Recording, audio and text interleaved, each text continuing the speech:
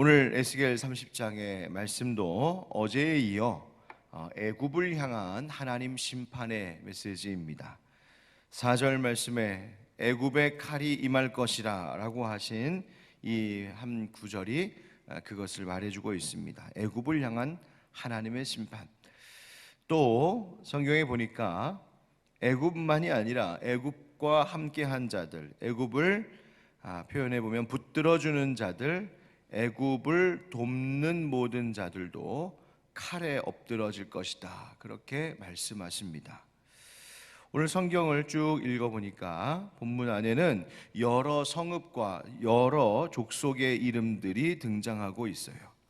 예를 들면 5절에 구스와 붓과 룻 이름, 또 굽 이런 이름들이 그것입니다. 바로 함께 애굽 안에서 또 애굽 주변에 함께 그들과 손잡았던 족속들을 말하는 것입니다.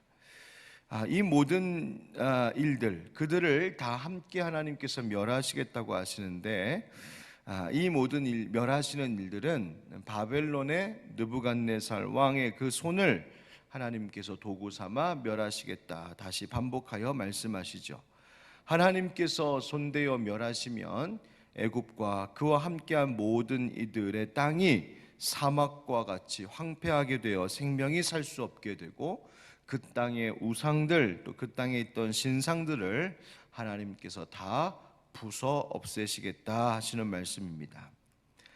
14절에도 보면 14절에 바드로스라고 하는 이름도 나오고, 소안, 또 노나라, 또 신나라, 이런 이름들이 등장하게 되는데, 이런 이름들은 다 애굽에 속한 어떤 요새이거나 애굽의 강한 성읍들의 이름이 됩니다. 또 17절에도 아웬, 비베셋이라고 하는 이름들이 나오죠. 이 이름들은 애굽의 신인 태양신이나 또 여신의 신전들이 있는 성읍입니다. 그렇단 말은 그만큼 그 성읍은 사람들도 많이 몰리고 또 그만큼 부요한 곳이었다는 이야기인데, 그런 부요한 성읍에 있었던, 성경에 보니까 장정들, 그러니까 젊은이들이죠. 또 어떤 이들은 아마 이들이 우상에게 제사를 드리던 이를 옆에서 돕는 미동들을 의미하는 것이다 라고 보기도 합니다. 어쨌든 그 우상 섬기고 또 그곳에서의 부유함을 누리고 있던 젊은이들까지도 다 칼에 비참하게 쓰러지게 될 것이다, 하나님 경고하십니다.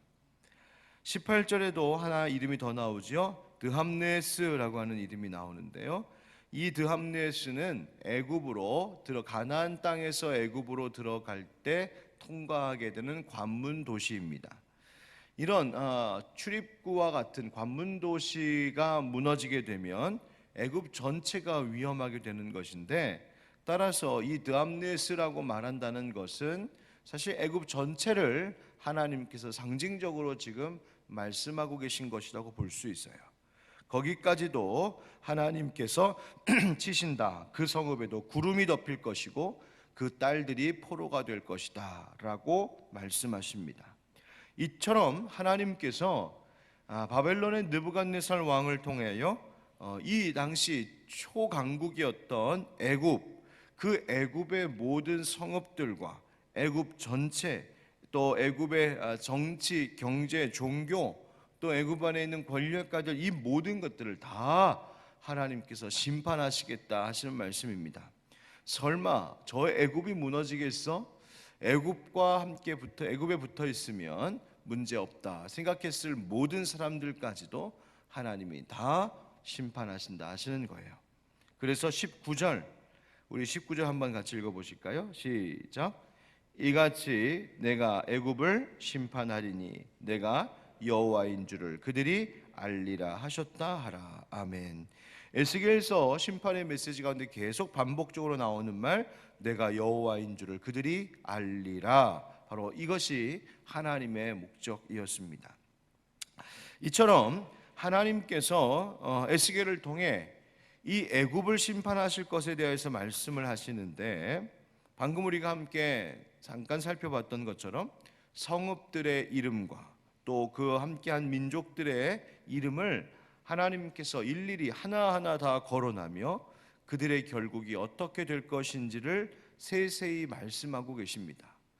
왜 하나님 그냥 애굽 이렇게 말하면 될 것을 그와 함께한 모든 족속들의 이름을 하나씩 하나씩 다 거론하시면서 그들을 향한 심판 말씀을 하시는 것일까요?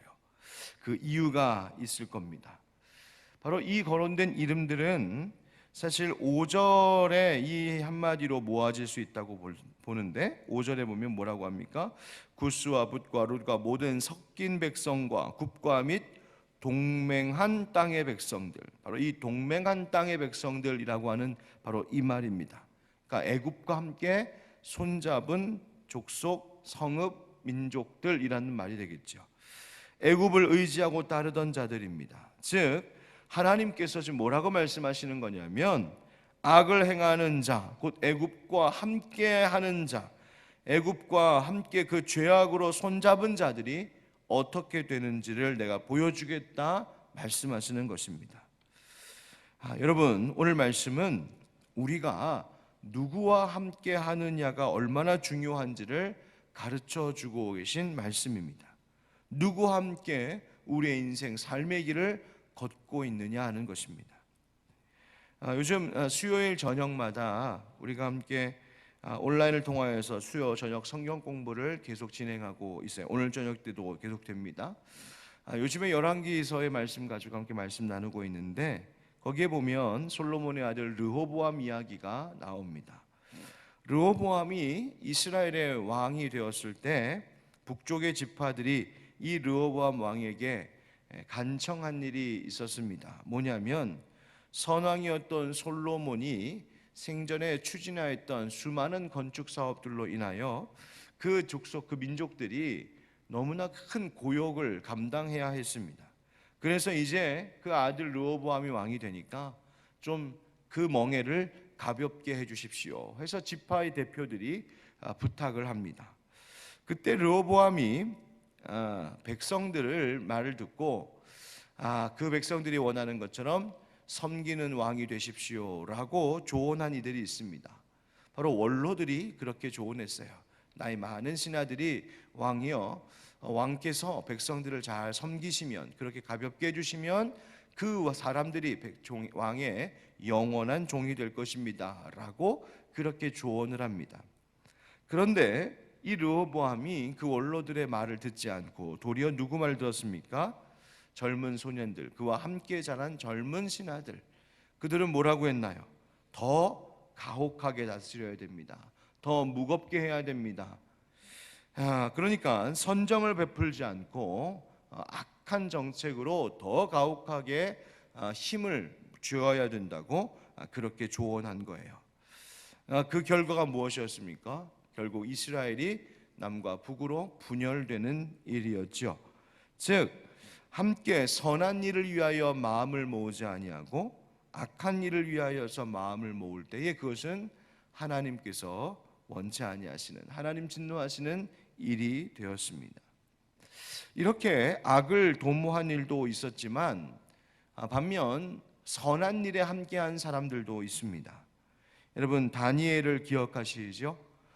우상에게 절하지 않고 생명을 걸고 여호와 신앙을 지켰던 그 길에 이 다니엘이 혼자 갔던 것이 아니라 다니엘과 함께했던 친구들이 있었습니다. 사드락, 메삭, 아벳느고와 같은 이들이 함께했어요.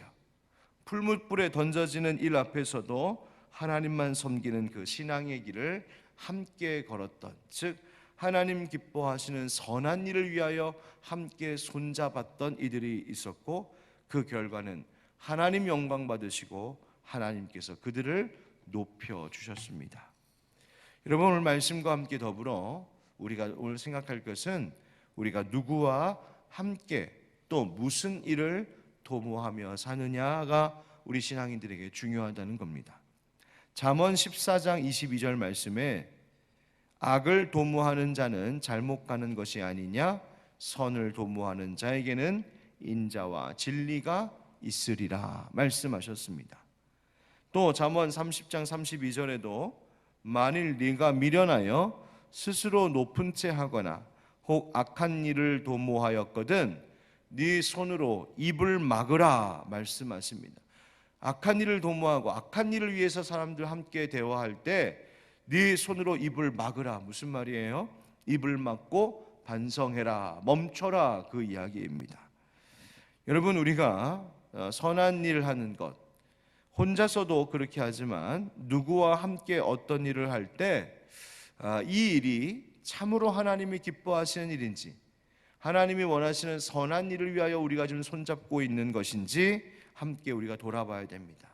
사업을 할 때에도, 또 가정의 대소사를 진행할 때에도, 친구 관계에 있어서도, 심지어 취미 생활하는 것에 있어서도 내가 지금 손잡고 있는 이것이 하나님 기뻐하실 선한 일인지, 아니면 악을 도모하기 위하여 함께 악을 위하여 동맹한 것인지 우리가 우리 스스로를 잘 돌아봐야 한다는 말입니다. 시편 1편 1절 2절 말씀, 복 있는 사람은 악인들의 꾀를 따르지 아니하며 죄인들의 길에 서지 아니하며 오만한 자들의 자리에 앉지 아니하고 오직 여호와의 율법을 즐거워하여 그의 율법을 주야로 묵상하는도다. 아멘. 말씀하셨습니다. 여러분, 우리는 누구와 동맹하고 있을까? 요즘 우리는 나는 누구와 함께하고 있을까? 세상 사람들은 어떤 사람들 좋아합니까? 또 어떤 사람들 곁에 있기를 즐거워하나요? 돈도 좀 있고 세상적으로 성공하고 잘나고 힘도 있고 같이 있으면, 같이 다니면 좀 덕 좀 보겠다 싶은 사람들 쫓아다니고 그런 사람들과 함께하기를 더 좋아하지 않습니까? 여러분, 절대로 잊지 마십시오. 하나님의 사람들은 하나님의 사람들과 함께하기를 즐거워해야 합니다. 경건한 사람들과 함께 길 걸어가기를 즐거워하셔야 합니다. 그저 나에게 어떤 이득 가져다 줄 관계인가, 그것 기준으로 삼지 말고 하나님께 영광이 되는 관계인가, 그것을 늘 생각해야 됩니다. 우리의 평생 선한 일을 위하여서 함께 동맹해야 할 분이 있습니다. 바로 우리 주 예수 그리스도이십니다. 예수님과 함께 손잡을 때 우리의 삶에 하나님의 기쁨이, 하나님의 평강이 가득하게 될 줄 믿습니다. 20절 말씀부터는 애굽 왕 바로의 상태가 어떤지, 그러니까 그들이 함께 손붙잡고 동맹한 이 애굽 왕 바로의 상태가 어떤지를 말씀해 주시는데요. 하나님께서 어떻게 하셨냐면 바로의 팔을 꺾어 약도 못 쓸 정도로 상하게 하시겠다, 또 그렇게 하셨다 말씀하고 계세요. 22절 23절인데요. 그러므로 주 여호와께서 이같이 말씀하셨느니라. 내가 애굽의 바로 왕을 대적하여 그 두 팔 곧 성한 팔과 이미 꺾인 팔을 꺾어서 칼이 그 손에서 떨어지게 하고 애굽 사람을 뭇 나라 가운데로 흩으며 뭇 백성 가운데로 해칠지라. 아멘. 바로의 팔이 꺾인 팔이다 말씀하세요. 그러니까 칼을 들 수 없는 거죠. 아무 힘을 못 쓰게 만들어 버렸다 하신 겁니다. 여러분, 애굽과 또 그 애굽과 동맹했던 사람들, 그 성읍의 사람들, 그 민족 사람들, 바로의 팔을 볼 때, 야, 세상 저렇게 든든한 팔이 있을까? 저 애굽의 든든한 팔만 붙잡으면 걱정하지 않겠다. 절대로 꺾이지 않은 팔이겠다. 그래서 애굽의 팔을, 애굽의 손을 붙잡지 않았겠습니까? 그런데 하나님께서 꺾으시니까 그 강했던 팔이 아무 힘도 못 쓰고 칼도 들지 못하고 약도 쓰지 못할 정도라고 하나님 말씀하시는 거예요. 여러분, 세상의 팔이 그런 것입니다. 사람의 팔이 그런 겁니다. 여러분, 우리가 세상 아무리 강한 팔처럼 보일지라도 그것이 하나님이 기뻐하지 아니하시는 것이면 우리가 붙잡지 말아야 하는 겁니다. 우리가 정말 의지할 팔, 오직 하나님의 팔뿐임을 잊지 않는 우리 되기를 축복합니다. 시편 89편 13절에 주의 팔에 능력이 있사오며 주의 손은 강하고 주의 오른손은 높이 들리우셨나이다. 아멘 말씀하셨어요. 주님의 팔이 능력 있다. 그래서 우리가 늘 찬송으로 노래하지 않습니까? 주의 친절한 팔에 안기세 우리 마음이 평안하리니 항상 기쁘고 복이 되겠네 영원하신 팔에 안기세 주의 팔에 그 크신 팔에 안기세 주의 팔에 영원하신 팔에 안기세. 아멘.